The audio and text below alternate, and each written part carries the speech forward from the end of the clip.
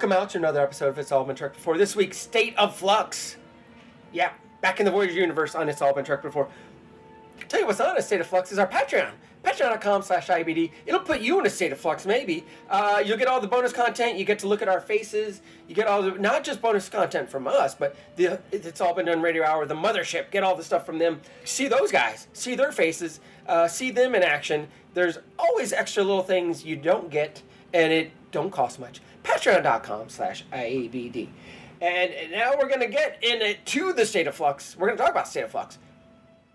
It's all been trekked before. Welcome out to another episode of It's All Been Trekked Before. Your stranded Voyager hosts are here. This is Steven. Hey, I'm Shane.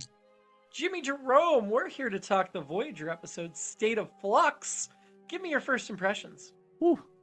There's a lot going on in this episode. That's my exact thoughts. That was my exact thought. Like, at first I'm like, oh, it's another cave episode or blah, blah, blah. We're on a planet. It's like, nope, we go a lot of different places. I thought it was a really good journey. I liked this episode a lot. Yeah, I liked all the elements. I shouldn't say I liked every element, but I liked that there were a lot of different elements. Yeah. I mean, yeah. Just it was. It felt much longer than I expected it. Because like every time I thought like, oh, okay, wow, that was good, and it kept going more. I'm like, oh, there's more. I'm like, is this a longer episode? No, it's just it kept the twisting and turning enough that it just felt like it just kept going, which is a good thing. Most part, it did feel like a 55-minute episode packed into a 45-minute slot. Yeah, like there were some things that felt really compact and rushed.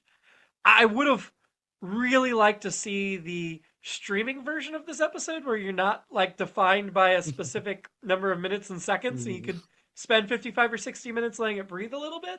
But I do think it was one of the better Voyager episodes we've seen so far. I told you I watched the first season semi-regularly, but missed episodes. This is one I missed the first time around.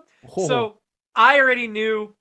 I saw episodes later first where I knew Seska was a bad guy before I saw this. So the first time I saw this, it was not spoiled. Or it was already spoiled for me. How long did you make it in here, into this episode, thinking there may still be an out for Seska? I think right up till the very end, because I thought early on it was very Law and Order. I shouldn't say Law and Order, but I was like, oh, Seska, they went to her first, so that's the red herring. She couldn't possibly be her.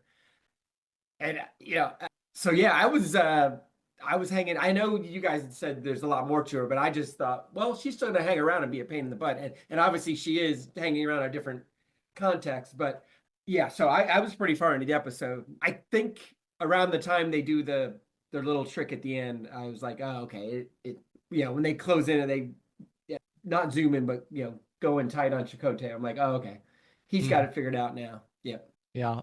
I mean, obviously, I've seen the show before, so I knew what the result was. But in the moment, I try to forget everything in the future. So I was like, man, I mean, they really did a double fake out here. Like you said, like you don't normally accuse the actual person right away. Right. In most procedurals. So like that was a really interesting way to go about it, even though they kind of kept it hidden the whole time. You weren't sure. I tried to put myself in the shoes of a first-time viewer, and I never actually bought Lieutenant Carey as a legitimate suspect, which by default, like I really thought we needed a second suspect that was believable to help sell it. However, I will say they did a really good job making me constantly doubt that Seska was really guilty. I mean, she had the explanation for the blood, which they avoided having the doctor tell us that he already dismissed that explanation, but they avoided telling us that. And then even when you get to the terminal, I'm like, oh, Seska's code got put in. I'm like, but I know it's not Carey. I know Carey does not. I think there are two things they could have done to make this, to elevate the mystery. And I got a little frustrated because there was no second suspect, right? Like, Seska's always a bit shady. She's always been a bit shady. She's broken the rules from the beginning. Carey, if we'd seen him disgruntled for not getting the promotion, that would have sold this home so much more. Right, too. Yeah, like, because he was so Starfleet, and we'd already kind of buried the hatchet, it was hard to buy him. Also, I think if we'd known early on that the technology was replicator, like not weapon, not anything else, that would have also made it a little easier to believe somebody not evil gave it to them. Like, okay, they gave them replicators. Maybe Carrie, for some reason, we could buy that. I gave him a replicator. But because they, for so long, had us thinking a weapon or something like that, your mind goes to evil. I think the other thing that would have been really cool is early in the episode, Tuvok names like 3 different things that this could be. Like, it could be there was another Starfleet ship out here before us. It could be, I can't remember number 2, or maybe the other Starfleet ship was number 2, and I can't remember number 1, whatever. And then 3 was we've got a mole. We've got Duplessis' crew person. The other Starfleet ship would have been such a cool hanging thread to leave and tease out over a couple of seasons. Or more. I mean, you could wrap it up in season 1, but it would be cool if we found out there was another missing ship and they were kind of following behind and got some things that way. I think this was a B+ episode that came so close to getting an A rating from me, but it was those things. It was the like not quite selling an alternate possibility that kept it from really elevating. Although Martha Hackett as Seska, phenomenal performance, sold every scene. And Robert Beltran as Chakotay, this is the most we've gotten from him from the pilot, and I bought it. I really loved, and this is skipping way ahead, but I really loved the heartbreaking. It broke my heart when he said, "Was there anyone on my crew actually working for me?" Like, I love that they brought it up. I feel like most Star Trek would have ignored that Tuvok was a double agent, and now Seska was a double agent. But I do think Chakotay was a competent commander. I don't think he was a bad person. I think it was coincidence that happened to be 2 people.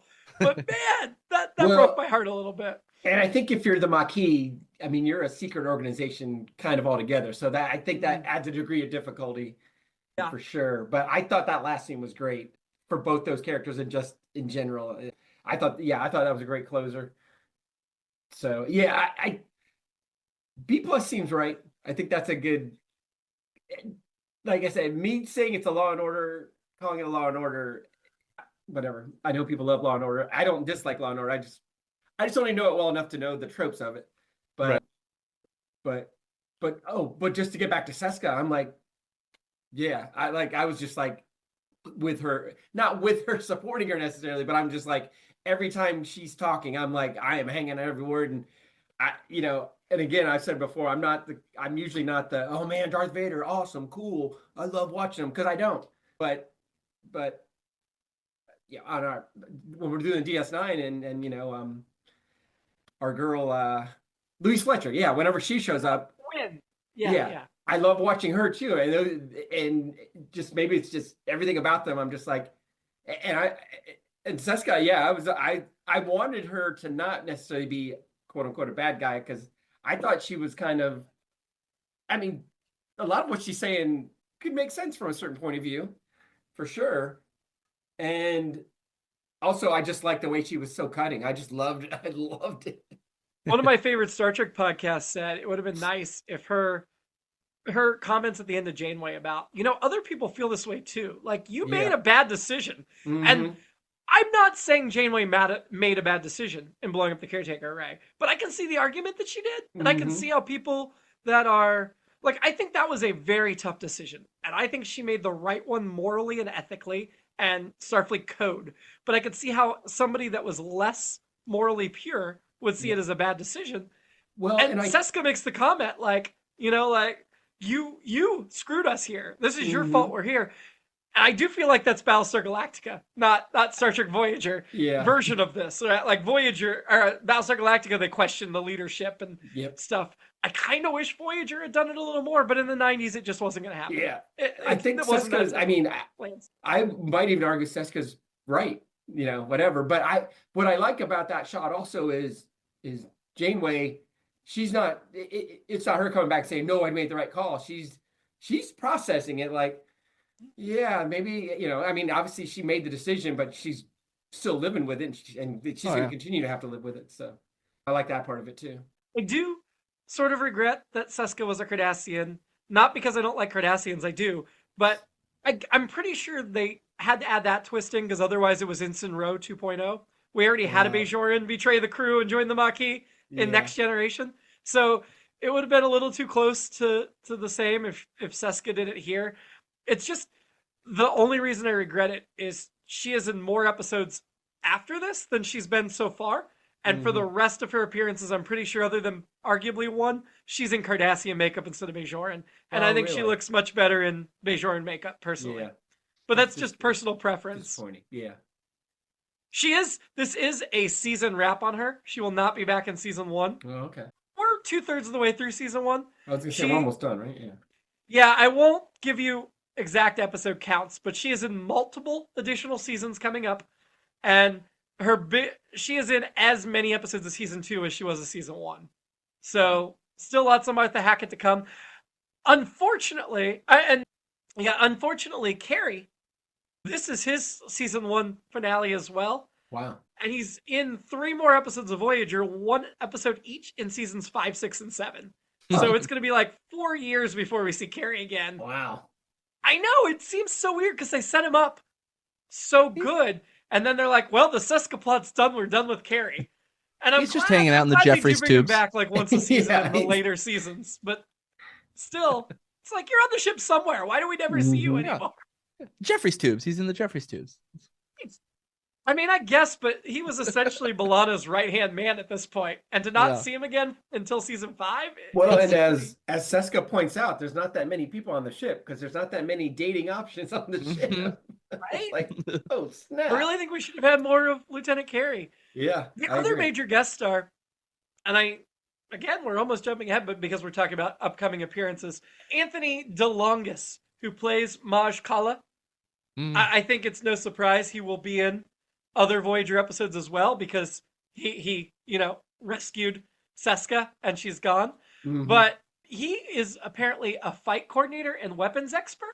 And so I guess his specialty is the bullwhip. He taught Michelle Pfeiffer how to do the whip as Catwoman. Yeah, I was right. In Batman Returns. So while he does play a Kazon for a number of episodes of Voyager past this one, same Kazon for many episodes. That's what he's known for, is teaching Michelle Pfeiffer the bullwhip. Probably Harrison Ford, too, because he's on the list. He's also worked with Jet Li, Ron Howard, Tim Burton, David Carradine, Patrick Swayze, Angelica Houston, Charlton Heston. He's played Othello twice as an actor. Or no, he's played Iago in Othello twice. So, yeah, he's only got 5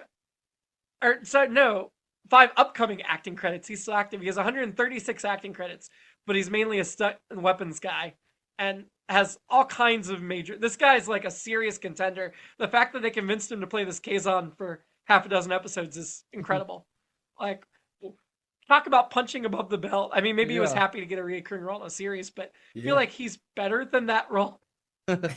So, anyway, back to the beginning. They're hunting for food, and they find a really gross-looking root that Neelix says is great and nutritious, whereas Carrie finds these good-looking apples that apparently will kill you.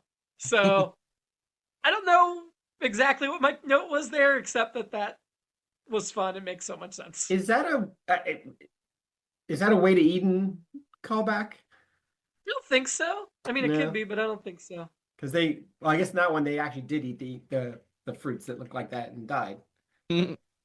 Yeah. Leola root. Yum. The cloaked Kazon ship, and Seska's missing and no one can find her. Again, the suspicion right from the beginning. Those caves, that's the other Batman reference, is the cave that the Batmobile always drove out of in the Adam West television series. Oh, really? Wow. They actually went on location for this. Although, I listened to 2 different podcasts about this episode ahead of our recording, which again, I usually listen to after. And both of them were hosted by people that are into cinematography and directing and that sort of thing. And both thought that some of the interior cave bits were their regular soundstage cave. And then like the entrance to the cave, both in and exterior, were the on location. So I don't know. There might have been something weird about the cave, but yeah. I'm just glad we didn't stay at the cave for the whole episode, because that's what I thought was about to happen. Yeah. I don't know if you noticed that Seska says something like about the prophets as she's getting shot at to really sell home the Bajoranness of her, so that the Cardassian thing would be more easily dismissed later in the episode. She's deep undercover. They got Chakotay right in the chest with their shot, but they didn't kill him.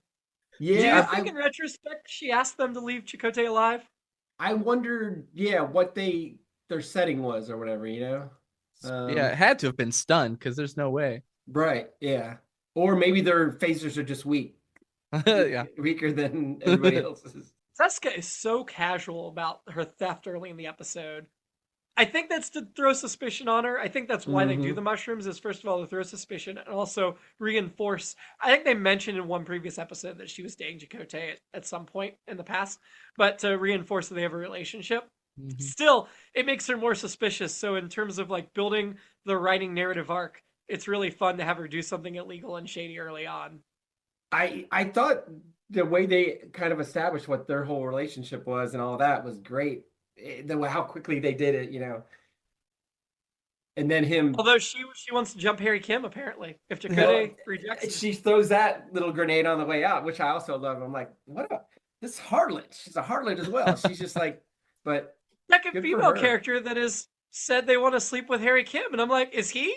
Like, is there something good about or something attractive for women about the naive young ensign who they can cheat? Yeah, they want to corrupt him in the.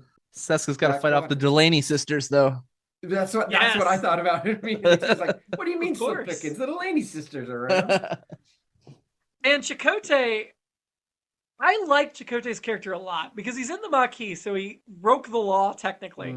But his Maquis service and everything about him is rooted in such a strong ethical code and morality. Like, he did that because Starfleet did something wrong. And I think there's been plenty of debate whether the Maquis were in the wrong or not, and I think there's plenty of argument that they were not wrong for standing up to Starfleet. But Chakotay being unwilling to break the rules here on a Starfleet ship is totally in conjunction with who he is, and also makes the Maquis overall seem less evil. And maybe it's why you can justify they integrate into the crew pretty good, whereas people expected more conflict, because for every Seska who rebels constantly, you have a Chakotay, or even a Torres who, you know, doesn't quite fit in the Starfleet mold, but still is a strong ethical person. It's nice to see those elements of the Maquis. I guess the soup scene sets up that, well, I guess you can put it a lot of different ways, but kind of like, you're not one of us anymore. Like, you know, you're fully integrated, you know. Even punishes himself. Yeah. Well, I do think that scene would have been better if he said, I've lost my replicator rations for 3 days, but since I've already been punished, I'm not wasting this soup. Because you don't waste the good mushroom soup. Yeah. Who knows? It could be decades before you get another bowl of that. Right. The thing, I think if it were, you know, that's probably a thing that happened on the Maquis ship, so a way to ingratiate yourself to, you know, your captain.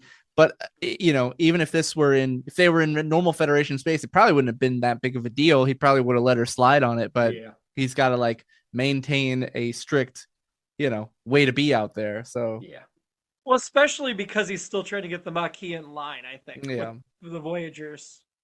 Yeah. So Janeway wants to befriend the damaged Kazon. Okay. Like, I feel like it's a little late, but I also don't blame her. She's a great captain. She makes the hard choices. Kazon having cloaking technology. Man, I wanted a little more to that. Because they're not cloaked. They're just hiding. I wanted it to be more like, oh, yeah, that's a Maquis trick. Which maybe that was just too much suspicion cast on Seska. But I just don't think it's believable that they have cloaking technology. Although I guess Star Trek lore, the Federation could have cloaking technology. They chose not to because of treaties with the Romulans. So they said there was a specific line that they said that it wasn't necessarily cloaking. It was that somebody gave them a way to hide from all the sensors, including visual. So like, which is any engineer could have technically done that. Yeah. Which is cloaking, right? If you can hide from all sensors, including visual, that's just cloaking. I mean, them calling it a reflection was very. I haven't mentioned this in a couple of weeks. Balance of terror, because they think they're. I can't remember who thinks who could be a reflection or of the other. If you're bringing up balance of terror again, Stephen, I'm gonna have to ask you, who eviled it better, Joanne Linville or Martha Hackett? Ooh.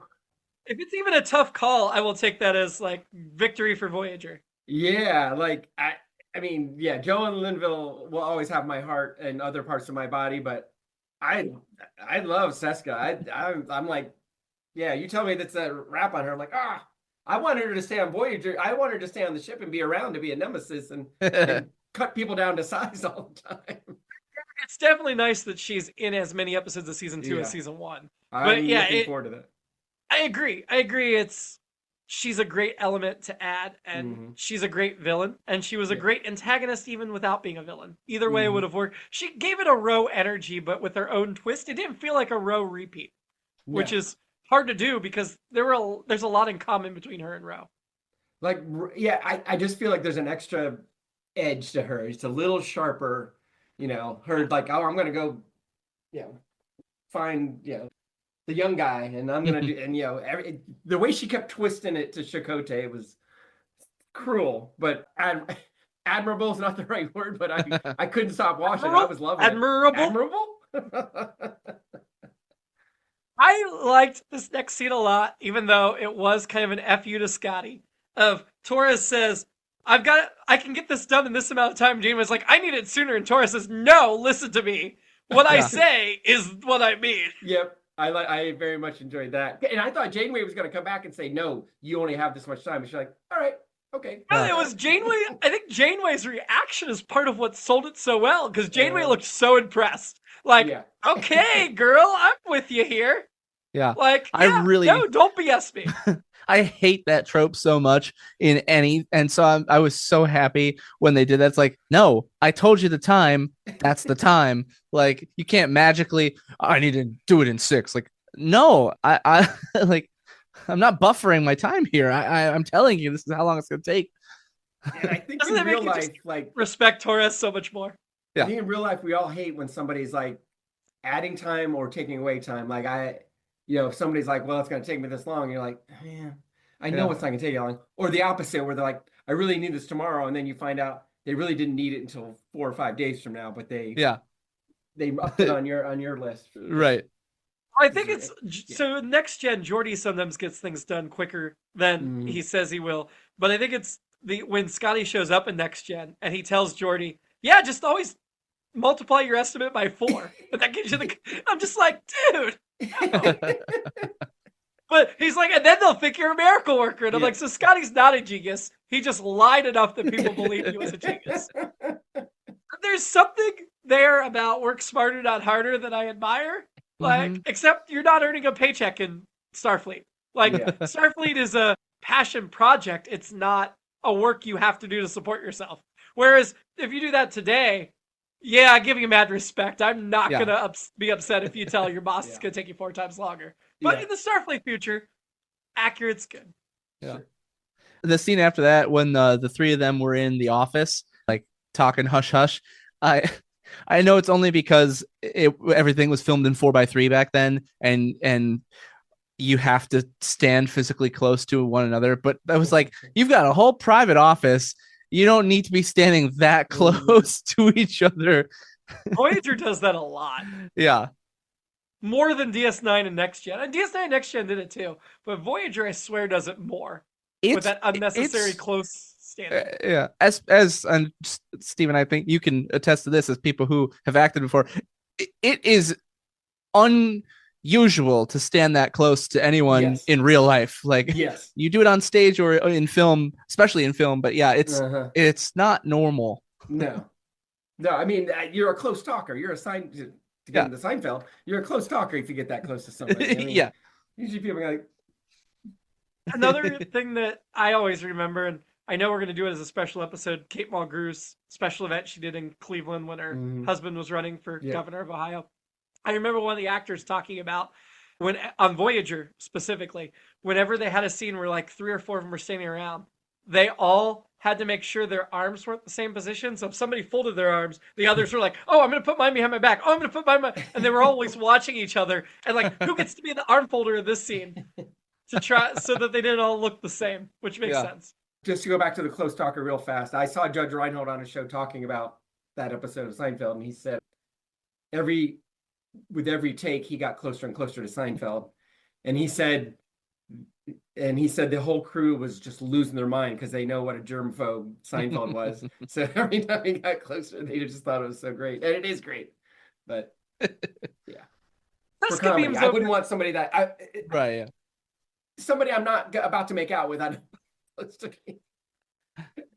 mean, I'm okay depending on who it is if they invade my personal space, but I'm not invading other people's personal space. If somebody's whispering in my ear, that's not going to bother me. If somebody's crowding me, that's fine. But if they're face to face, this close or whatever, this close to that. Sorry, that's just for the Patreon people. Sorry, listeners. If it's somebody I like, even if I'm not like them, That's I don't true. mind. That's true. Yeah, as long as they're not smelly or something. But yeah, fair point. So Seska beams over to the derelict Kazon, the damaged Kazon vessel, which is suspicious, but at the same time, also not suspicious. Like, oh yeah, she's gonna get the evidence to prove herself. But that scream, did you think for even a second that she was dead? No. I thought it could have been a trick, but yeah. It legitimately seemed like, no, she just messed up. Yeah, but she didn't look that injured. They sold it like she was more injured than she was. Yeah. They needed some more damage makeup on her. Maybe they just decided they couldn't bear to make her look too much less attractive. I don't know. I did in the interrogation scene with Carrie, the whole time I was just noticing that his eyes aren't level. His one eye is quite a bit higher than the other one. Like if you're looking like this, that's all I could focus on the whole scene. His comm badge was too high. I think they did it so they didn't get cut out of the camera frame, but they moved it too high. Which when they beam Seska back, do they beam her right onto the sickbay bed? I think so. The doctor and Kez come running in and she's already there. Yeah.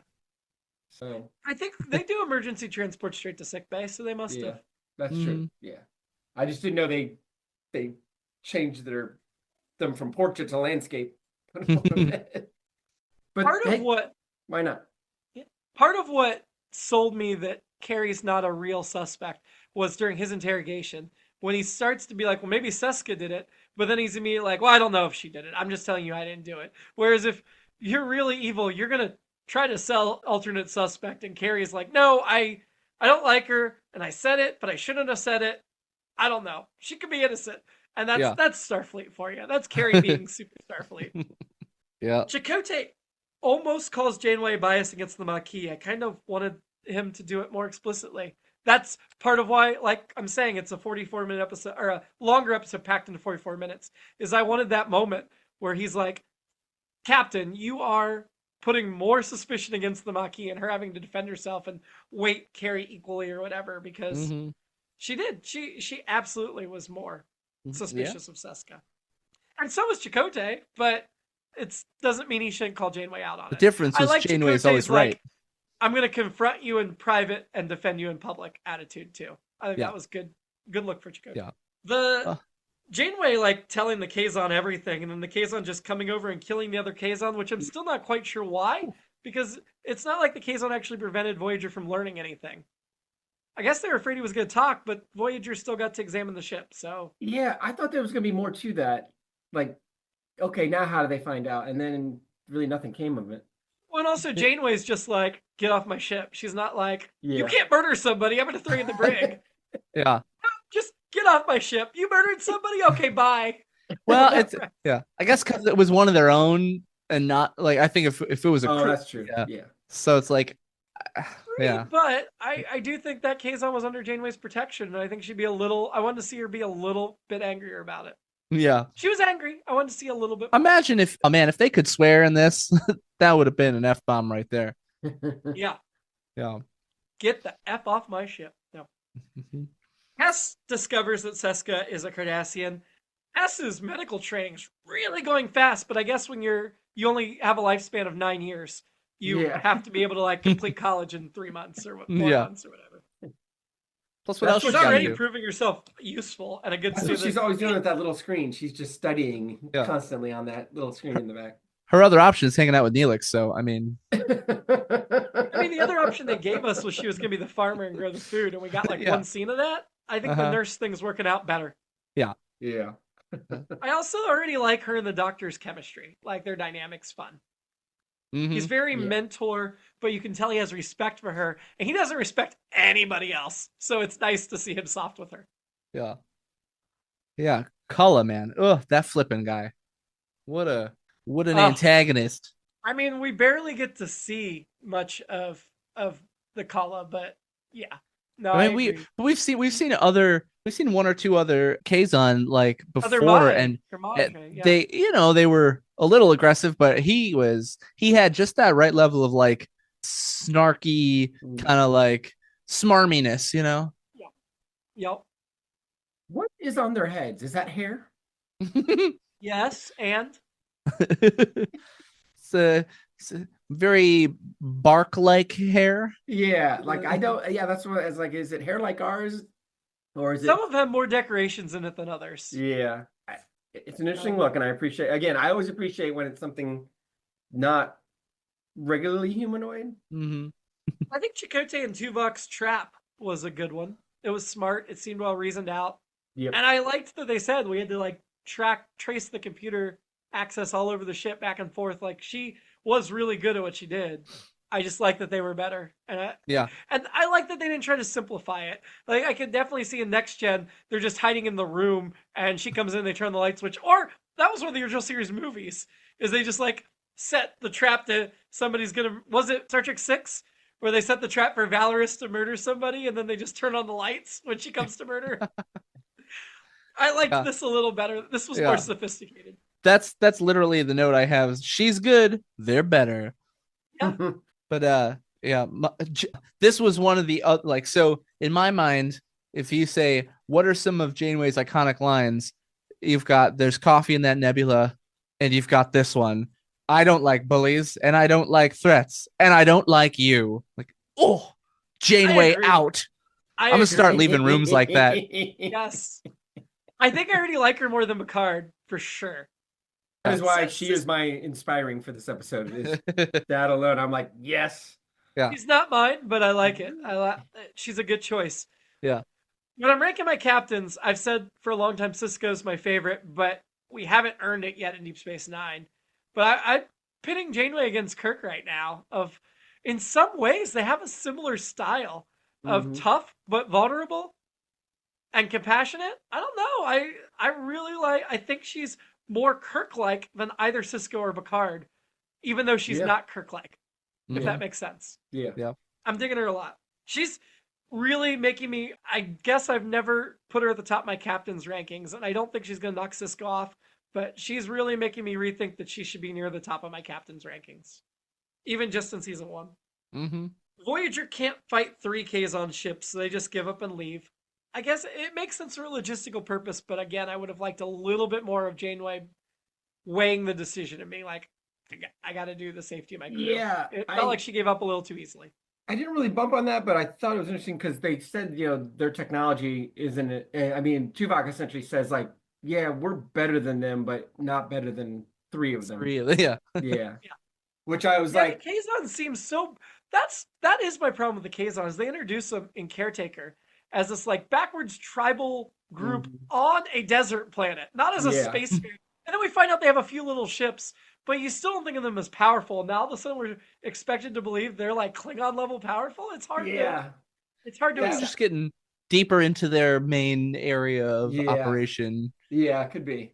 That was just one tribe, I guess, on the Ocampa whole world, and there's other tribes, but it still. And of course, this is just nitpicking. And then I was like, no, that's stupid. But I was like, how does Tuvok know all about this? It's like, no, it makes sense that he would have studied up. We don't have to see him, looking at his sensors and seeing what they've got over there. Yeah, I take him at his word, as we discussed at the end of the episode. Voyager's already established a pattern here of really good final scenes that are character driven. This scene of Chakotay going to Tuvok and him needing reassurance from Tuvok that I'm not a fool for not having seen this, and Tuvok like being vulnerable back. And I know it's only logical, but him saying like I didn't see it either. Great moment between the two of them. And Chakotay saying that makes me feel better. Tuvok's like, why? Why did that make it? I liked it. It was very Spock-like. I liked it.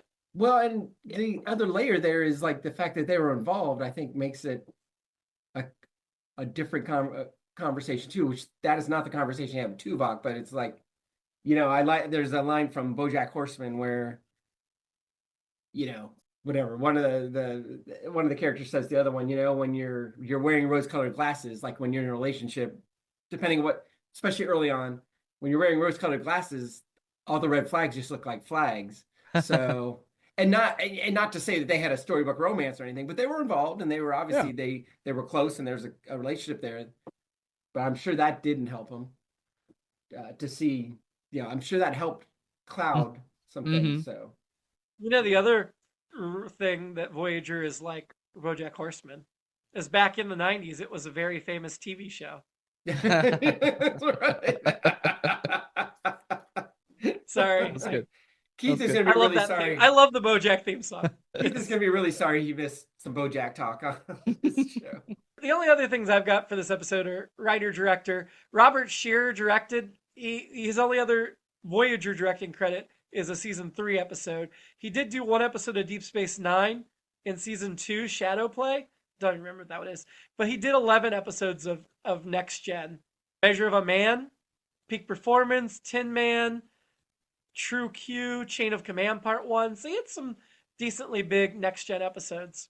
Writing-wise, this was story by Paul Robert Coyle, who has 15 writing credits. He did episodes of Streets of San Francisco, Chips, Barnaby Jones, Simon and Simon, Superboy, Xena, Hercules, Dead Zone. He did one other episode of Star Trek. He did the Deep Space Nine episode in season 2, Whispers. Again, don't remember it. And then Teleplay was by Chris Abbott, who has 20 writing credits. A lot of soap operas, Bold and the Beautiful, Young and the Restless. This is his only Star Trek writing credit. So again, I wonder why you bring in somebody to write a teleplay based, not the story, like you bought the story from this guy who doesn't really work for Star Trek, but then you bring in another outsider to do the teleplay instead of using one of your writing staff. I don't understand why they do that. But whatever. Isn't that my alternate episodes? I mean, I think we've talked about a number of ways they could have kicked this from again, I think it deserves a B+. I think the plus is important. Yeah. It's good. I think that's fair. But another thing is, like, having Seska actually do damage before she leaves would have been nice. Or if not, then not have her come back so villainous. Come back in a helpful way, because it does seem like there's a certain argument that you could say she was just trying to help them get home with her actions, like befriending a species that can assist them. So then have her come back offering help again in redemption instead of villainy, which I don't think I've seen all the Seska episodes, but I'm pretty sure she's pure villain now. And just I think she's a lot more interesting if she's on the ship and she's, a thorn in their side, and you're questioning like, oh, well, what is she up to? Yeah, I think that would be much more interesting, but I get it. Along those lines, Voyager will give us a villain. Voyager will give us a villain that stays on the ship, but it'll be a while. Okay, cool. Just saying, your idea is a good one that the writers also thought. That's cool. My alternate episode, and then maybe this speaks to another reason why Chakotay maybe did or didn't figure out she was a spy, but is her dating life. Like, I'd also get the impression that they weren't in a committed relationship necessarily at this point. They were broken up. Yeah, so I want to see what she's up to, and I feel like she might not just. I feel like she's just not into men, and maybe that's just actually for my alternate episode. She's into everybody, and I might just be mixing in next week's DS9 episode for everybody. But yeah, I only had one other note that I feel like it, and I don't really know what about radiation on Earth really that well. And we know, 3 Mile Island and all that kind of, or 3 Mile Island and Chernobyl and all that stuff does terrible things. But I feel like it's always a good thing to just be like, oh, it was this kind of radiation that did this, melded them with metal and all that kind of stuff. I thought those images were really cool. It was really interesting. And again, I think that's where I get with Shane here, where it's like, man, we got on the ship and there's this weird radiation melding them with the metal, and then there's this thing and there's this thing. It's almost like a 6-year-old. And again, I think it's a B+ episode, but it's almost like a 6-year-old's like, yeah, and there was this fruit, and it was poisonous, and then there was this thing, and then they got back on the ship, and there was this other ship that came, and it was cloaked, and then this happened, which I'm fine with somebody translating that into a really good episode. I thought a very entertaining episode. So yeah, my only note is that we're still at 37 photon torpedoes. Nice. Yeah. I'm glad you're keeping track. Yeah. They did not fire any this episode, so nope. It's been a while. We've been at 37 for a couple episodes now. I also think this episode title sucked. State of Flux. It did. Not a It's good what- title. There's so many better titles you could have had for this. It lowered my It doesn't even expectations. fit that well. Yeah, like Scotty, it lowered my expectations. Maybe that was Right? the plan. But, Yeah. I don't know. Bad. Let's get to the rankings. Who are you having a drink with in State of Flux? Chakotay, my boy needs. He's been through it, Yeah, same. Unanimous for same and I'm gonna reason. bring the Delaney sister. Okay. You're gonna invite the Delaney sisters to have a drink with you and Chakotay? Yeah. Okay. That makes sense actually. Yeah. For the day that they've We had. could use it. Although Chakotay would not go home with them, so you'd have to entertain both of them because of his Well, I'll see what moral I and can ethical. do. He would appreciate the effort, but then he would punish himself no holodeck for 3 days. Who was your annoyance in State of Flux? To not pick Neelix again, I went with Kulla. Yeah, I didn't like the Kazons, but Same. Yeah. Cullen was my yeah. casually murder. Yeah, it was very like "Rrr, kind of a character and whatever, so not a lot of it's not It was- a It was almost Neelix. Huh? yeah, it's same here. I went back and forth. He's Yeah, I always have just so like, well, I know this and blah blah blah. It's like just tell us the information. You don't have to. We know you're an expert on this quadrant. We get it. Just tell us. Hey, it's poison. I Don't agree eat with- that. All right, moving on. I agree with all that. I'm going to go.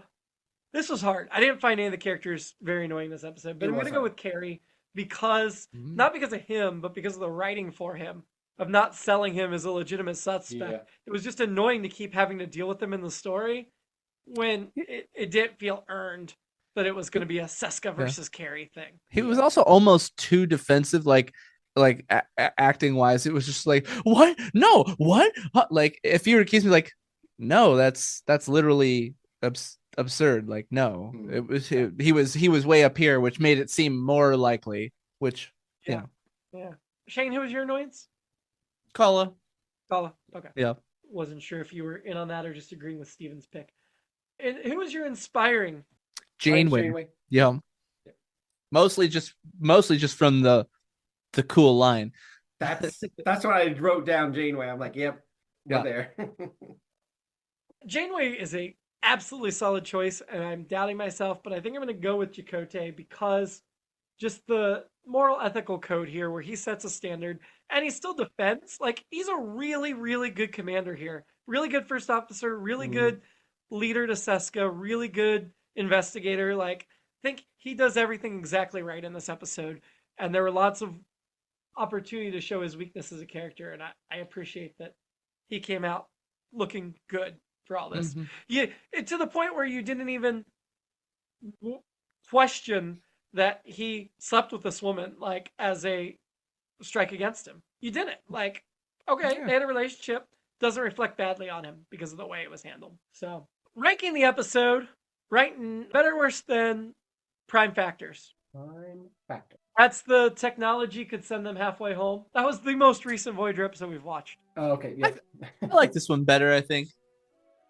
Yeah, I I think I think did too. Yeah. Yeah, I think I'm agreeing as well. Not that I mean that makes it number 1 for the season. Okay. So we're saying this season hasn't got above a B plus. I think that's fair. I think Prime Factors was a solid B. I think Eye of the Needle was a solid B. The Cloud may have been B minus, but I think Voyager right now is in the B range, which is Which is pretty great good. for a Yeah. 10 episodes in. It Yeah. beats Next Gen or DS9, I think, for 10 episodes in. So not original. Original came out of the gate with a couple of really bad ones, but a couple of really good ones in those first 10.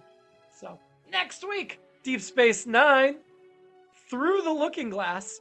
Sisko is kidnapped and forced to impersonate his deceased Mirror Universe counterpart in order to convince Jennifer Sisko to defect to the Terran Rebellion. Until then, live long.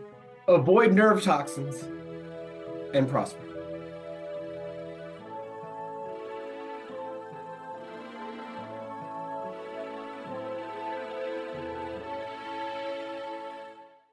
It's All Been Done presents Who's got the time?